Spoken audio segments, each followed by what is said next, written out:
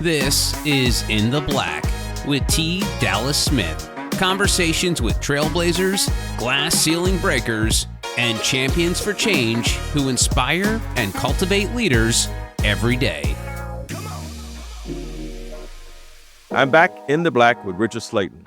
He's been sharing how his journey in real estate began at a young age, the pivotal mentors who helped shape his path, people like Ramsey Davis, Dr. John Williams, and Egbert Perry, and how his time at Morehouse helped set the foundation for his career. Now, Richard, we first met back in 2014 through a mutual friend, Kurt Rich. At that time, you had just made history as the first Black CCIM president in the state of Georgia. Today, you're a CCIM Senior Instructor. For those who don't know, CCIM has been educating and equipping professionals in commercial real estate for over 50 years. What core values do you hope to instill in your students? Well, first of all, let me tell you something. Out of everything in my career, man, becoming a CCIM instructor was probably the hardest thing I've ever done. Wow. But it was also the most rewarding because that was a process, and I'll just kind of give you the high level numbers of it. So the year I applied to become an instructor, this was 2017. I think they had auditions, and that's what they called them, auditions. They had auditions. They had like 150 people from around the world, actually. So So we all had to, stand up and do a presentation on a finance topic. And so that dwindled down to from 150 to 13 people. So I was one of the 13. And so the next step, we had to go to Scottsdale, Arizona, and go to this thing. They call it something different now, but we called it Charm School back then. Okay. And so that was a weekend, man, of no sleep. And literally, you got to put together a presentation, present it. You get critiqued on it at the end. Then they give you another topic. You got to go back and prepare for it, come back the next day. And so we did, like I said, we did that for 3 days. And I didn't realize I made it because I had to leave early because my son was graduating high school and I didn't want to miss his graduation. Right. So I did my last presentation and got on a plane and came back to Atlanta. And they called me that Monday and told me I made it. So out of that 13, it was 5 of us that made it.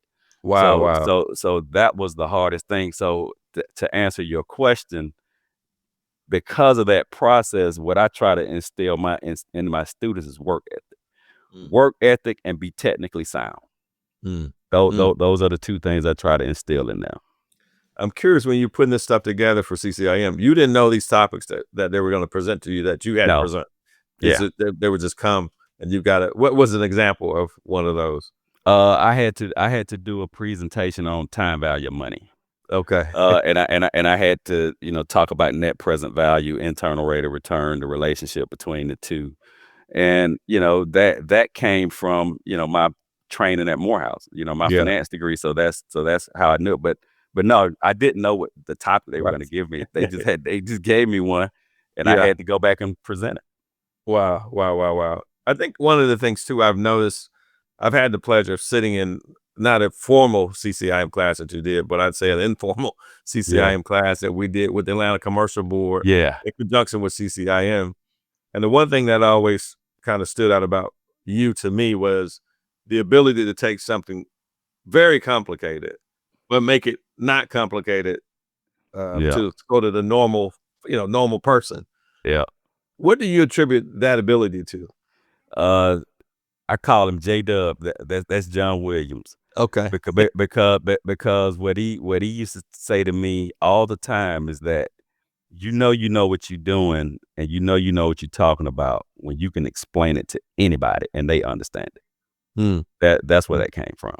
Oh man. Well, you got it in spades, my friend. You got it in spades. I appreciate it. I appreciate that. That's a fact. That's a fact. Talk about the ability to building trust with developers and community stakeholders through the process of what you do. I think it's a marathon first and foremost. I mean, relationships should be genuine. They should be organic, and they're built over time. And you let people get to know you. You get to know them, and you have strong ethics, morals, character. All those things play a part in building relationships with developers and stakeholders. People got to trust you, bottom line. At the end of the day. Yep. At the end of the day. I get it. Help me to understand kind of what excites you about the future of community development and banking. That's a great question. So community development, I would say, it's needed, and I think it's needed across the country. Affordable housing is a national issue, not just a local one. And I'm excited about the role that banks are beginning to play in that space. They're becoming, more, well, let me say, a lot less rigid, if you will, and more willing to work through a process in order to provide, community development and affordable housing. So I'm excited about that and to see how that continues to evolve. Can you give an example of something like that, what you just described? Yeah. So, I have a deal that I'm working on now. It was a case where it's affordable housing, but it doesn't have low income housing tax credits with it. And so we had to figure out a creative way to bring that equity to the table. So we identified some social impact equity funds, and we collaborated with them, and we were able to raise the equity to do it. And the bank did the construction loan, and that deal's closing actually at the end of this month. So I'm sure there will be people listening to this podcast, and they'll go, I want to be in real estate. I want to develop something, but I don't have any money. What advice would you give to that person who's listening? Well, it all depends. I mean, because my answer would be different depending on the individual situation. But what I will say is, if you want to be a developer and you don't have any money, first get good at it. And to me, the way you get good at it is going to work for one first and learn it. And then once you learn it and development, but you still don't have any money, then I would say, okay, now you got the skill set, go get site control. And then you go partner with a developer that has experience, and then you put that land in the deal, and that be your first deal, and you move on from there. Talk about site control. I know what you mean, but in the effort of making it very easy to understand for anybody who hears this, talk about site control. Go put something under option. Go get an option on it. Maybe get a 6-month option on a piece of property at some specified price, and so that's considered site control. And then you go to a developer and say, hey, I have this land, under option.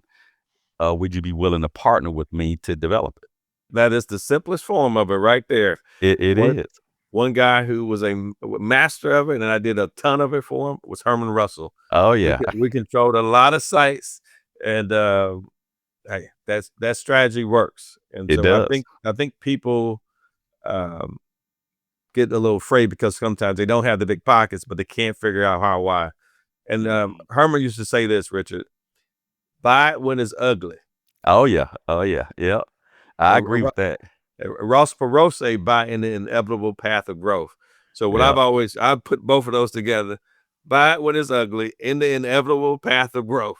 Exactly. I mean, that's the strategy right there. That's the strategy. And if you can't buy it right now, put the option on the site. Put the option on it. That's exactly right. Y'all heard it here first on In the Black with Rich Slaton and T. Dallas Smith. So we're telling y'all, that's how you do it. That's how you do it. That's how you do it.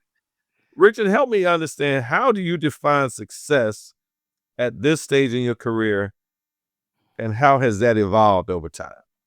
So I'm going to give you my definition of success. Okay. Each of these words that I'm about to say to you has a meaning. Okay. It's the progressive realization of your own worthwhile, predetermined goal. That's what success is.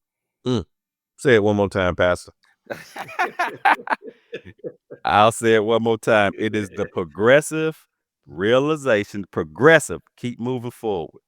Realization. That means you're making it a reality right? It's the progressive realization of your own, individualized to you, worthwhile, predetermined, something you've thought about. Goal. That's what it is. Oh, I love it, man. I love it. That's good stuff. That's good stuff. What habits or routines that keeps you focused and grounded amidst all these demands of leadership? I mean, what habits do you do or routines? I get up at 5 o'clock every morning, and I try to get a lot of in my mind, the tedious stuff out the way. So why, I'm like the Marines where they say you get more done by 5 a.m. than most people do all day. So I try to do that and, go on with the demands of the day. No, I love it. I know you and I both are late in the game of golf. Yep. But just for the audience, give them kind of the journey, because we talk about this oftentimes. Like we wish we would have started early. We've done that. But the value of golf as it impacts your business.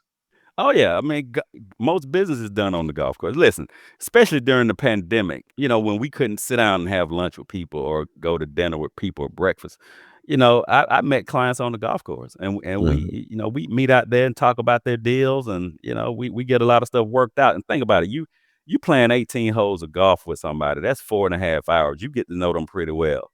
Yeah. And they get to know you pretty well. So to me, golf is an integral part of business. Yeah.